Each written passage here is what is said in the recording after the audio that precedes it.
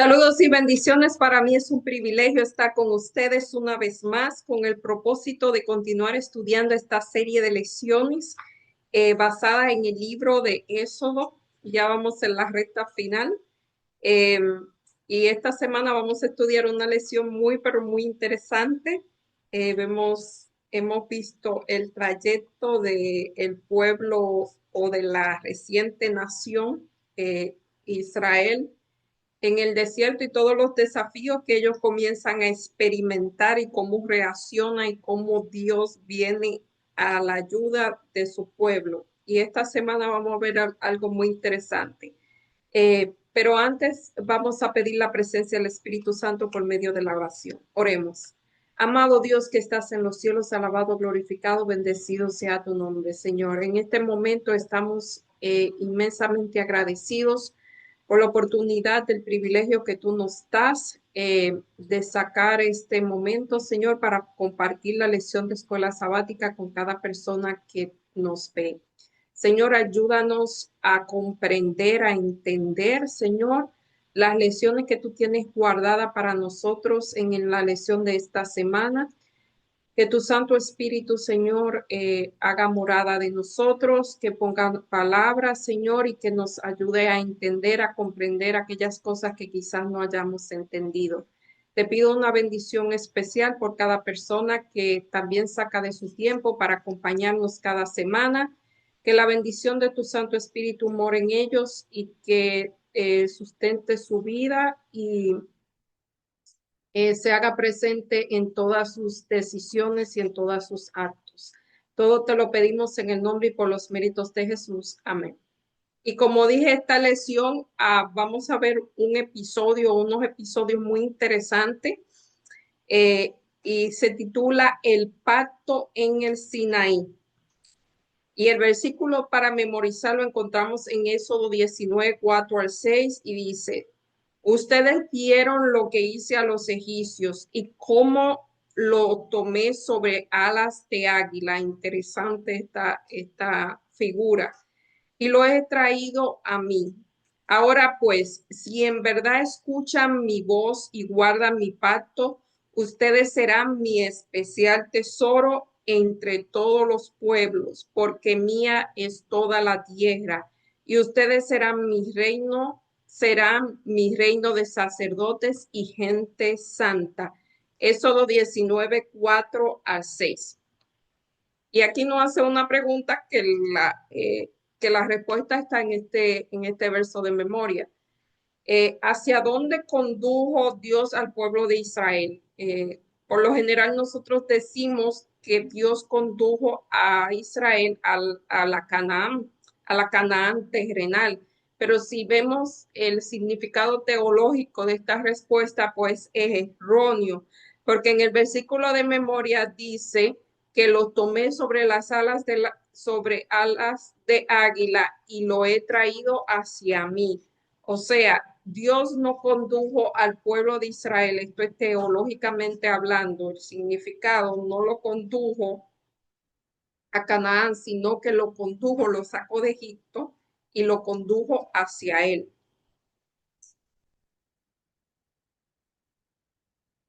O sea que ese era el objetivo principal. Sabemos que muchos de ellos, la mayoría del pueblo que salió de Egipto nunca entró a la Canaán. O sea, esto fue una escuela una preparación que estas personas o sea, experimentaron. Cuando los seres humanos se alejan de Dios, es Dios quien lo busca, siempre es Dios que toma la iniciativa. Nosotros hemos hablado de esto en lecciones anteriores y vimos que desde que el hombre pecó, y cuando hablo de hombre, hablo de ser humano, hombre y mujer, cuando pecaron, Dios vino al encuentro, ellos se escondieron, ellos huyeron y Dios vino al encuentro. Cuando estas personas están construyendo la Torre de Babel, pues Dios descendió, vino al encuentro y finalmente hay un montón de episodios que Dios baja, Dios desciende y viene al encuentro. Dios siempre es el que toma la iniciativa, el hombre nunca, en el plan de salvación, el hombre nunca toma la iniciativa, el hombre responde a la iniciativa de Dios. Y aquí dice en Mateo 11, 28, 29, un versículo muy conocido: vengan a mí todos los que están fatigados y agobiados, y yo les daré descanso.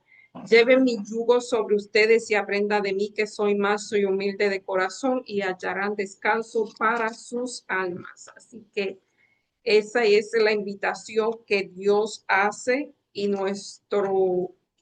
nosotros respondemos a la invitación. He aquí que yo estoy a la puerta y llamo. Si alguno escucha mi voz, y me abre la puerta, yo voy a entrar y voy a cenar con ustedes. Esto es interesantísimo. Y aquí en la parte del domingo, en el monte Sinaí, y ya vamos por el verso 19 del libro de Éxodo. Y aquí leemos los versículos del 1 al 18. Éxodo 19, 1 al 18. ¿Qué prometió Dios a su pueblo al pie del monte Sinaí? Dice que en el mes tercero de la salida de los hijos de Israel de la tierra de Egipto, en el mismo día llegaron al desierto de Sinaí, y habían salido de Refidim y llegaron al desierto de Sinaí y acamparon en el desierto, y acampó allí Israel delante del monte. Y Moisés subió a Dios, y Jehová lo llamó desde el monte diciendo: así dirá a la casa y anunciará a los hijos de Israel: vosotros viste lo que hice a los egipcios y cómo lo tomé sobre las alas de las águilas y lo he traído hacia mí. Ahora, si dieres oído a mi voz y guardares mi pacto, vosotros seréis mi especial tesoro, porque mía es la tierra, dice Jehová, y vosotros seréis un reino de sacerdotes y gente santa. Estas son las palabras que dirá a los hijos de Israel. Eh, y Jehová le da unas instrucciones a Moisés, entre ellas le dice que debe santificar, o sea que ellos deben tener un rito de purificación, porque Dios le iba a hablar. Dice aquí que Dios condujo a los israelitas al monte Sinaí, donde pronto le entregaría el decálogo, es decir, los 10 mandamientos. Y esto se cree, el lugar específico se cree que es probablemente Heber Musa, un monte en la península del Sinaí, alrededor de 2.85 metros de altura. Un monte medianamente alto, no muy alto. Bueno, ni siquiera medianamente alto. Y allí no fue solamente una vez que Moisés se encontró con Dios en el monte, sino que Dios citaba a Moisés en ese monte en variadas ocasiones. Y ahí fue que Moisés, años muy, eh, donde Elías, o sea, Moisés se encontró con Dios varias veces, y donde Elías se encontró con el Señor años más tarde. La misma montaña Dios fue la que llamó o sea, es la montaña donde Dios llamó a Moisés para que sacara a Israel de Egipto. En aquel momento el Señor anunció a Moisés a dónde adoraría, y que sería una señal de sus antepasados, el Dios de Abraham, Dios de Isaac y Dios de Jacob. Esta gente ya tenían 2 meses de viaje, y entonces era una distancia muy corta, pero ellos solamente se podían mover cuando la nube se movía, o sea, cuando Dios se movía era que ellos podían avanzar. Y allí acamparon durante aproximadamente un año. Y durante todo ese año, no solamente se dictaron los 10 mandamientos, sino que Dios dictó muchas leyes a Moisés, lo que se llama las leyes de Moisés, que no fueron las leyes de Moisés, eso no fue él que se lo inventó, eso fue Dios que se lo dio. Lo único que esas leyes tenían un propósito mientras ellos estaban en el desierto, algunas pues se mantuvieron por muchísimos años después. Y fíjense que allí sientan bases, el pueblo sienta bases para que, para transformar al pueblo. Fíjense que esta gente venían de una nación que era sumamente idólatra. Ellos estaban acostumbrados a la idolatría y al paganismo. Ellos estaban rodeados de eso en Egipto y Dios quería transformar al pueblo, ese pueblo de esclavos, ese grupo de esclavos, Dios lo quería transformar en esa nación que sería la única que no sería, que no era pagana ni idólatra, era su especial tesoro, era una nación santa. Y para eso Dios, pues, eh, lo hizo pasar por un proceso de purificación. Ser un pueblo santo significa que debemos revelar el carácter de Dios a los demás, especialmente las naciones de alrededor. Un reino de sacerdote que conectaría a otras personas con Dios, guiándola y enseñándole el camino de las leyes. Ellos debían ser el tesoro, el canal para iluminar al mundo, el conocimiento. O sea, ellos no simplemente iban a revelar el carácter de Dios a las otras naciones. O sea, sí, ellos iban a revelar el carácter de Dios y se le iban a enseñar a las otras naciones. Ellos iban a ser como un testimonio vivo de lo que era Dios. Eso ellos era como una especie de evangelistas. El pueblo era como una especie de evangelista que mostraba a otros el carácter de Dios. Este pacto constituyó el establecimiento legal de una relación entre Dios y su pueblo. La fórmula general del pacto, que varía ligeramente en los distintos textos, lo haré mi pueblo y será mi Dios. Ese era el propósito de todo ese tiempo que el pueblo de Israel vivió en Egipto. En la parte del lunes, la preparación para recibir el don. Éxodo 19, 9 al 25. ¿Cómo preparó Dios a Israel para recibir los 10 mandamientos? 19, 9 al 25. Entonces Jehová dijo a Moisés: He aquí yo vengo a ti en una nube espesa para que el pueblo oiga mientras yo hablo contigo, y también para que crean para siempre. Y Moisés refirió estas palabras al pueblo de Jehová. Ve y santifícalo hoy en la mañana y laven sus vestidos y estén preparados para el día tercero, porque el tercer día descenderé. Dios iba a descender a los ojos del pueblo sobre el monte Sinaí, y señalarás término al pueblo en derredor, diciendo: guardaos, no subáis al monte ni toquéis sus límites. Cualquiera que te tocar el monte, de seguro morirá. O sea, Dios le da instrucciones de lo que ellos tenían que hacer. Ellos tenían que santificarse, tenían que lavar su ropa, no podían tocar el monte.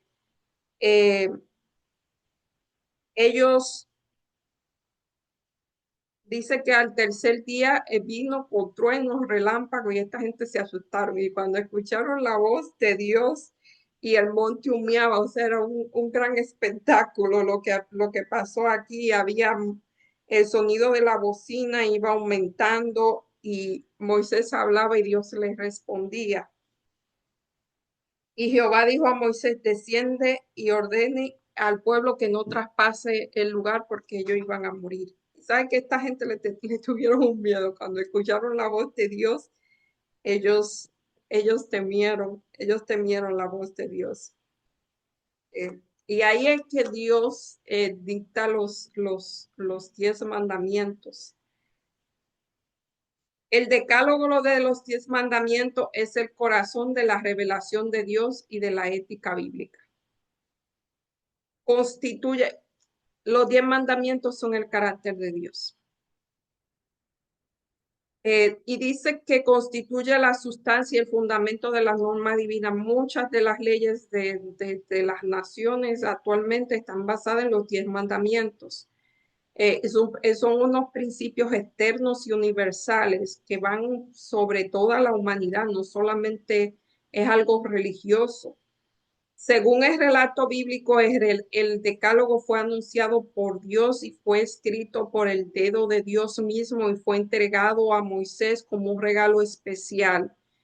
Y el decálogo es llamado el testimonio. Aquí hay varias citas donde se dice así.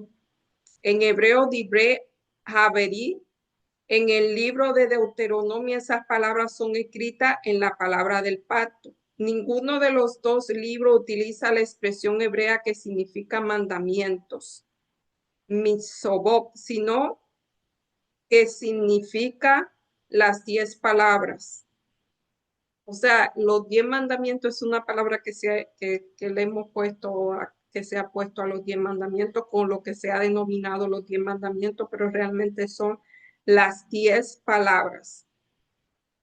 La segunda versión fue presentada oralmente por Moisés e Israel casi 40 años después. O sea, en Deuteronomio vemos que Moisés le dicta al pueblo las 10 palabras. Esta circunstancia explica la ligera diferencia entre ambas versiones. Cuando Pablo dijo que el amor es el resumen de la ley, citó el decálogo Romanos 13, 8 a 10. El amor es efecto de la suma de la ley porque él es un Dios que ama. Fíjense que el amor es acción y los 10 mandamientos, aquí lo va a decir, no me quiero adelantar. Vamos a ver, esperar que aquí lo diga lo que yo voy a decir. Eh, o sea, el amor es un verbo, no es cuando tú amas, tú haces una acción. O sea, Dios le dice a su pueblo cómo amarlo en los primeros 4 mandamientos y luego dice cómo amar al prójimo en los últimos 6. Y aquí en Éxodo 21 al 6, al 17, aquí se narran los 10 mandamientos. Dice que él no comienza con un mandato, sino primero le dice los beneficios que él le ha dicho, que él ha hecho. Yo soy Jehová tu Dios, o sea, el que te va a decir eso puede decirlo, porque yo soy Jehová tu Dios, que te saqué de la tierra de Egipto de casa de servidumbre. O sea, yo tengo un derecho sobre ti, vamos a decirlo así. Dios puede tener derecho sobre nosotros porque yo te liberé cuando tú eras esclavo y ahora le dice. O sea, primero habla de gracia, habla de libertad y habla de salvación. Y después le revela su voluntad. Los mandamientos deberían ser observados como una expresión de amor y gratitud hacia Dios, lo que ha hecho por nosotros. Es lo que hemos mencionado. Los mandamientos no son para salvarnos, sino que los mandamientos es como amamos a Dios, así. Es porque realmente no creemos salvos. Por lo que dice la palabra, no creemos salvos. Y porque no creemos salvos, entonces eh, hay un versículo que dice que nosotros los amamos a Dios porque Dios nos amó primero. La manera en que nosotros amamos a Dios es observando sus mandamientos. La palabra clave con que Dios resume el decálogo es amor, porque los mandamientos, el amor es el cumplimiento de la ley. El mandamiento más importante es el amor que se expresa de dos maneras, el amor a Dios y el amor al prójimo. En los 4 primeros mandamientos se interpreta o interpretamos lo que significa amar a Dios y en los últimos 6 mandamientos el amor, o sea, el amor vertical y los últimos 6 mandamientos es el amor horizontal, que es, o sea, vamos, viene de acá arriba y el horizontal es como amar al prójimo, cómo reverenciar a Dios, su reputación y su carácter.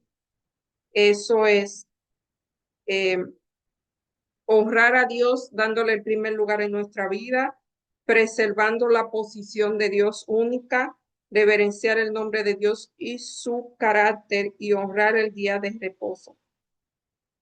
Y lo demás, pues es como eh, amamos al prójimo respetándolo. En la parte del miércoles, esta lección es muy interesante, es interesantísima. Diferentes funciones de Dios, de la ley de Dios. Y la ley de Dios es el carácter de Dios. O sea, la ley nunca va a desaparecer porque la ley de Dios es su carácter. Es decir, eso es quien es Él. Puesto que Dios es santo, justo y bueno, su ley también lo es, solamente que nosotros nos parece difícil porque a nosotros no nos llama la atención lo bueno, o sea, nosotros, nosotros como seres pecadores, lo bueno nos parece malo, nos parece difícil, nos molesta, no porque sea difícil, sino porque nosotros somos seres pecadores. La ley es santa y el mandamiento es justo y bueno. La Biblia presenta la ley de Dios de forma muy positiva. Es posible crear poemas sobre ella. Los salmos escriben un montón de poemas sobre la ley y entonan cánticos y dice que medita en la ley día y noche. La ley ayuda a alejarnos del mal, da sabiduría, entendimiento, salud, prosperidad y paz. Esto es Deuteronomio 4:1 al 6, Proverbio 2 al 3. Aquí vamos a comparar, esta es una de mis comparaciones favoritas. La ley es una valla. Yo le he mencionado anteriormente, es un cerco de protección. Yo le he mencionado anteriormente, no sé si ustedes han estado en un lugar donde, yo he estado en algunos lugares donde son montañosos y hay unos precipicios y a mí me gusta que en estos lugares hayan unas vallas, porque hay lugares así que no hay una valla de protección. Y cuando hay una valla yo me siento más segura, mucho más segura, porque esta valla lo que hace es que protege, nos protege. Es un espacio de libertad, la ley de libertad, contrario a lo que se cree, para la vida y advierte de los peligros y de los problemas, las complicaciones e incluso la muerte acecha más allá de su límite. Lo que yo le digo, cuando uno está, mire, en esta foto que hay aquí, no sé, pero yo he estado en un lugar parecido a este, ver la montaña allá arriba, cuando uno está así arriba de esas montañas, cuando no hay una valla, uno se puede ir por el precipicio, así que la valla es seguridad. Eh, las complicaciones, incluso la muerte, acecha más allá de sus límites, literalmente. Por eso me gusta ese ejemplo, porque yo lo puedo visualizar y he estado en esa situación. La ley, ajá. La ley es también como una señal indicadora que señala a Jesús, quien perdona nuestro pecado y transforma nuestra vida. De ese modo nos conduce como si fuera un tutor, en griego pedagogo, hacia Cristo. Un tutor era una persona, era un maestro que tomaba a un muchacho, un niño y lo enseñaba. El tutor nos enseña.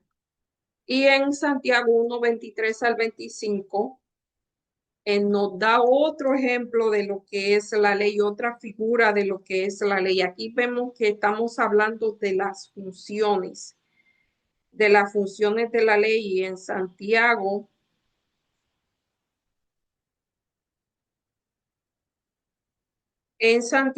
1:23 al 25.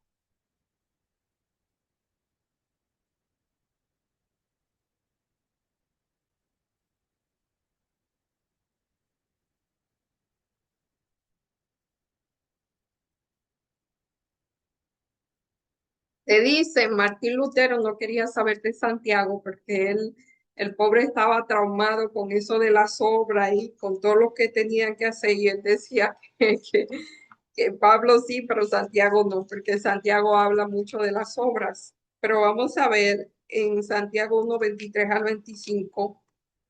Dice, porque si alguno es oidor de la palabra, pero no hacedor de ella, este es semejante al hombre que considera su rostro que considera en un espejo su rostro natural, porque él se considera a sí mismo y se va.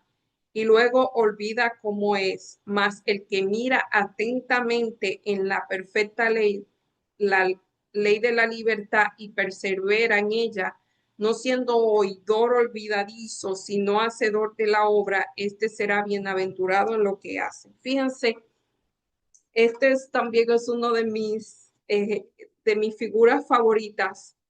En la antigüedad los espejos no eran como los espejos que tenemos nosotros.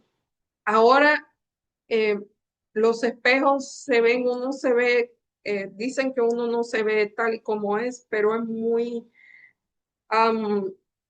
es muy cercano a lo que somos, pero en el espejo anterior de este tiempo era algo que la figura humana no se veía muy bien. Eh, Era algo opaco. Pero aquí, independientemente de cómo la persona se veía, aún la persona podía ver si tenía algún sucio o mancha en la cara. Fíjense que uno se ve al espejo y se chequea si tiene algo que está mal, o sea, si tiene algún sucio, si a veces uno come y se le queda comida en los dientes y uno se mira al espejo y mira a ver si tiene comida o si tiene algo fuera de lugar. Pero el espejo, si uno tiene algún sucio o algo fuera de lugar, no le quita el sucio, el espejo simplemente le muestra. Y aquí que viene la figura hermosa de aquí, porque cuando uno mira la ley que le muestra el sucito que tiene en la cara, uno entonces va donde Cristo. Ni siquiera es uno que se puede limpiar, sino que uno va donde Cristo y Él con su sangre nos limpia del pecado. Para mí es una figura muy clara. Eh,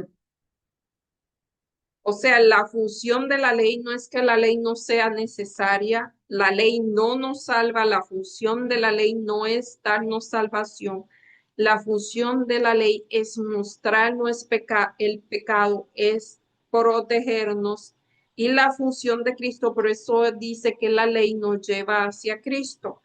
Eh, y, y Pablo dice que él no supiera el pecado si no hubiese sido por la ley. Uno no sabe si tiene la cara sucia, si uno no se ve en el espejo, si alguien se lo dice, pero uno por uno mismo uno no se puede ver el rostro.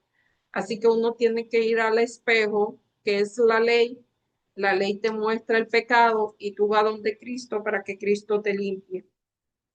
Puesto que somos salvados por medio de la ley, o sea, la ley tiene un rol en la vida, en cada vida de nosotros.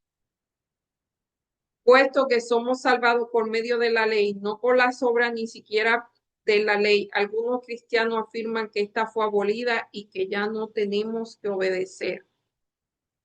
O sea, es como que no tenemos espejo porque el espejo nos muestra que tenemos un sucio. ¿De quién es la culpa? ¿Del espejo o de que nosotros tenemos el sucio? No, el espejo nos está haciendo un favor, nos está mostrando.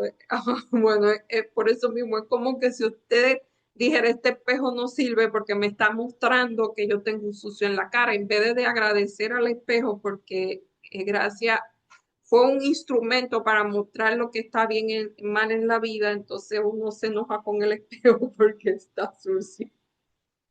Es interesante, pero así que hacemos, porque decimos que si decimos que la ley está abolida y que ya no tenemos que obedecer, eso es un gran error de interpretación. Yo creo que eso es bastante claro, es algo que hemos oído sobre ello en muchas ocasiones, el rol o las funciones de la ley en nuestra vida. No salvarnos, sino que mostrarnos el pecado y llevarnos a Cristo. En la parte del jueves, la ley como promesa de Dios, y vamos a Romanos 3:20 al 24. Pablo dice claramente que no podemos salvarnos por guardar los mandamientos. ¿Cómo debíamos entonces funcionar ellos en nuestra vida? Creo que lo hemos dicho. Creo que lo acabamos de decir, pero vamos a leer a Romanos 3:20 al 24. Ya que por las obras de la ley ningún ser humano será justificado delante de él, porque en medio de la ley es el conocimiento del pecado. Pero ahora, aparte de la ley, se ha manifestado la justicia de Dios, testificada por la ley y por los profetas. La justicia de Dios por medio de la fe en Cristo, para que todos los que creen en Él, porque ya no hay diferencia por cuanto todos pecaron y todos están destituidos de la gloria de Dios, siendo justificado gratuitamente por su gracia mediante la redención que es en Cristo Jesús. Y aquí el hebreo,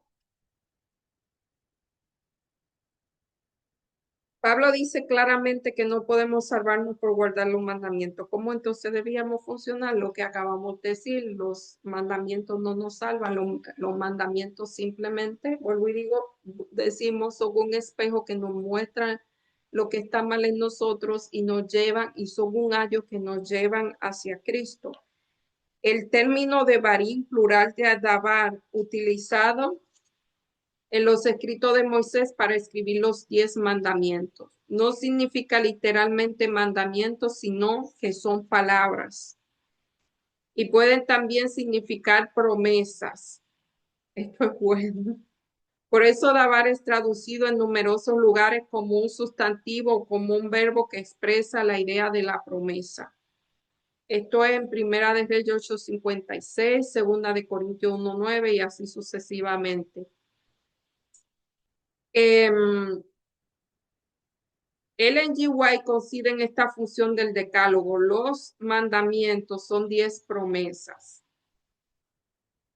Mire, cuando hablamos de Ellen G. White, no es que ella dice, es que Dios le reveló eso a ella. O sea, Ellen G. White no es, el linaje de White no es como que tiene autoridad en sí para ella decir cosas, sino que Dios, creemos que Dios la utilizó y eh, le reveló a o sea, la inspiró, el Espíritu Santo la inspiró y sus escritos son inspirados, no es como que ella lo dice. Eh, es que a ella no le gustaba que decían que ella dijo,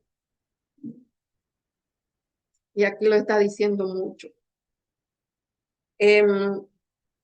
Los 10 mandamientos son 10 promesas. Yo nunca había escuchado esto, que los 10 mandamientos eran promesas. Sí había escuchado que son palabras, no mandamientos, así que no son mandatos, sino que son promesas. Eso cambia las cosas. Dios no da muchas órdenes. A veces se le sale, pero no. Los 10 mandamientos deben entenderse como promesa de Dios destinada a guiarnos al camino correcto. Eso cambia totalmente la percepción. O sea que nos dan un beneficio. Bueno, siempre lo debemos ver como un beneficio. Cuando nosotros hablamos de los mandamientos, siempre debemos hablar del beneficio, no de lo que Él dice que no hagan, sino mostrar el beneficio que nos da el no hacer algo. Así suena mejor.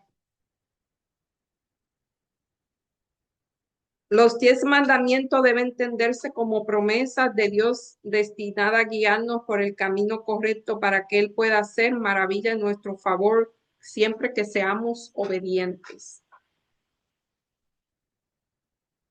Romanos 10:4. Romanos 10:4 dice, porque el fin de la ley es Cristo para justicia de todo aquel que en Él cree. Para afirmar que Jesucristo es el telos de la ley, pero no en el sentido de que Cristo abrogó, eliminó la ley.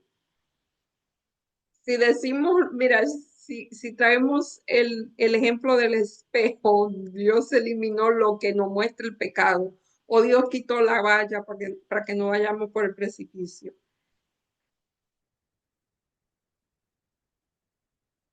A diferencia de ello, la palabra en cuestión significa que Cristo es el objetivo y la intención de la ley, es decir, no significa que su sacrificio expiatorio puso fin a la validez y a la perpetuidad de ella. Por el contrario, Pablo habla de la importancia, legitimidad y autoridad perdurable de la ley, porque la palabra telos tiene que ver principalmente con fines, metas, no con tiempo y caducidad. O sea, no es algo que vence, sino que algo que se mantiene por el tiempo.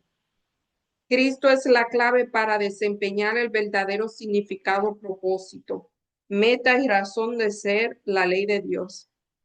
He allí sentido de telos, por tanto sería incorrecto afirmar que Cristo invalidó, sustituyó, abrogó la ley. Creo que la lección del miércoles lo explica muy bien. Siempre recordemos, la ley es un espejo, la ley es una valla. No es bueno quitarlo, no es bueno abrogarlo, porque entonces no dejaría a la intemperie. Y ya para finalizar, en la parte, si vimos esta lección, lo que le dio énfasis fue a la ley de Dios y nos explica la función, el rol que la ley de Dios tiene en nuestra vida. Dios se propuso hacer de la ocasión en que iba a pronunciar su ley una escena imponente de grandeza, tanto así que ellos se asustaron. En consonancia con el exaltado carácter de la ley, el pueblo se debía grabar que todo lo que conectaba con el servicio a Dios debe considerarse con gran reverencia. Esto está en Patriarca y Profeta, la página 311. Este principio de reverencia sigue siendo válido hoy, brota de la comprensión de la grandeza, de la trascendencia y la majestad de Dios. Apreciar la gloria de Dios crea gratitud en nuestros corazones y humilla nuestro orgullo. Cuando más de cerca veamos la santidad de Dios, más imperfecciones discerniremos.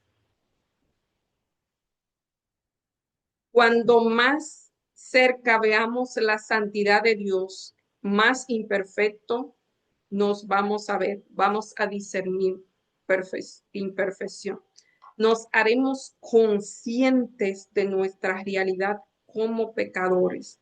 La cercanía de Dios produce ese efecto. Eso me lo dijo hace muchos años un pastor, que la cercanía de Dios te hace ver imperfecto, porque ahora te estás comparando con la santidad de Dios, no con otra persona. Cuando nosotros nos comparamos con otra persona, que es un error, fíjense, yo siempre comparo personajes, pero esta gente se murió hace tiempo, pero no es bueno estar comparando porque todos somos diferentes. Pero cuando nos comparamos con Dios, entonces esto sucede. Apreciar la gloria de Dios crea gratitud en nuestros corazones y humilla nuestro orgullo. El orgullo es lo que nos hace ver perfectos ante Dios. Cuando más de cerca veamos la santidad de Dios, más imperfección discerniremos en nuestra vida, lo que nos lleva a tener aún más sed de la presencia transformadora y desear parecernos más a Él. Fíjense que la reacción es inversa, no nos vemos perfectos, sino nos vemos imperfectos, pero esa imperfección nos hace acercarnos más a Él. para ser transformado por Él. Eso es cuando nosotros reconocemos lo que está mal en nosotros. Al ser consciente de nuestra condición en contraste con Él y con su santa ley, nos hacemos totalmente dependientes de la muerte sustitutiva de Cristo en nuestro favor. Esto es increíble. Yo no sabía lo que era el pecado hasta que no conocí la ley. Eso decía Pablo.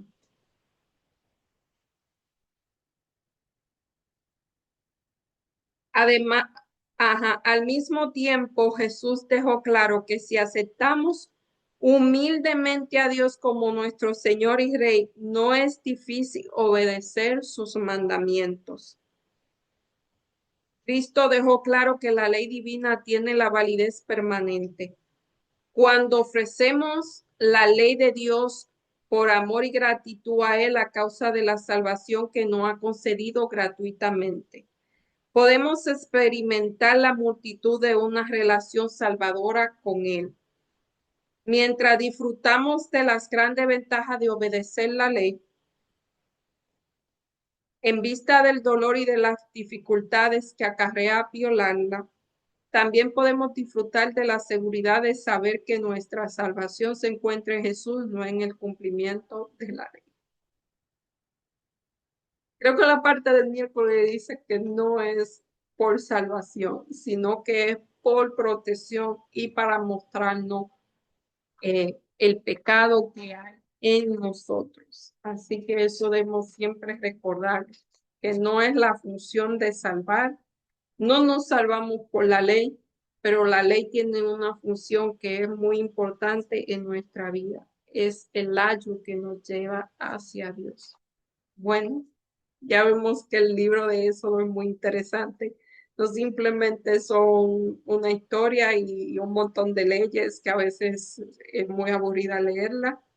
Y también esas leyes son muy interesantes y nosotros profundizamos en ellas, vamos a ver que tienen un gran significado y la podemos conectar con las diferentes experiencias que vivieron los personajes bíblicos.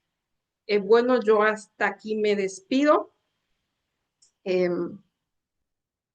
Agradeciéndoles si han llegado hasta aquí, eh, orando por muchas situaciones que han ocurrido a personas que lamentablemente han pasado al descanso esta semana. Y pedimos a Dios que le dé mucho consuelo, fortaleza a sus seres queridos, sido personas que han sido pilares y, y realmente vemos que para ellos ya ellos terminaron el éxodo de la vida. Así es. Bueno, vamos a orar, oremos. Amado Dios que estás en los cielos, alabado, glorificado, bendecido, enaltecido sea tu nombre por siempre, Señor. Gracias porque tú nos has dado la ley, ya que aunque a veces en nuestro estado pecaminoso, Señor, nos parece una carga. Ayúdanos, Señor, a comprender que ella simplemente es algo que nos protege, nos muestra las cosas que debemos cambiar en nuestra vida y nos guía hacia ti, que eres el que nos limpia, nos transforma, nos purifica y nos salva. Gracias por todas tus bendiciones, Señor. Te pido de forma muy especial que bendigas a las personas que están pasando por momentos de dificultad. Señor, por negociaciones que se están haciendo en el mundo a favor de la paz. Señor, que tú le des sabiduría a estos líderes para que puedan tomar decisiones de acuerdo a tu voluntad. Danos una semana feliz y bendecida. Todo te lo pedimos en el nombre y por los méritos de Jesús. Amén. Bye, hasta la próxima semana, si Dios así lo permite.